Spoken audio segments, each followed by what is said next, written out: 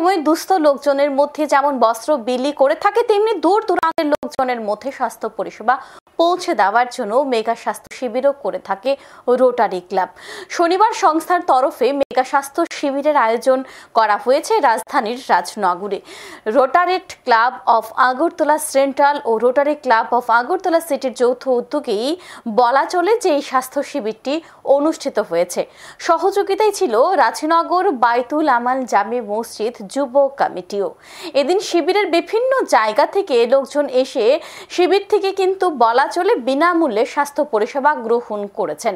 এদিন শিবিরকে কেন্দ্র করে লোকজনের মধ্যে ব্যাপক উদ্দীপনা লক্ষ্য করা গেছে এবং সেখানে উপস্থিত ছিলেন রোটারি ক্লাব অফ আগরতলা সিটির সভাপতি কৃষ্ণজিৎ পাল সহ আরো অন্যান্যরা। সভাপতি কি বলেছেন শুনবো একবার। তো আমাদের স্বাস্থ্য ক্যাম্প যে মেগা স্বাস্থ্য শিবির, সেটা প্রতি বছরই 1 থেকে 2 বার আমরা করে থাকি।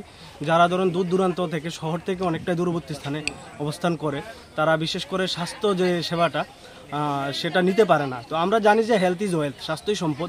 সেই বিষয়টাকে মাথায় রেখে আমাদের rotary Club of Agartala central প্রতি বছরই এই কর্মসূচি করে থাকে।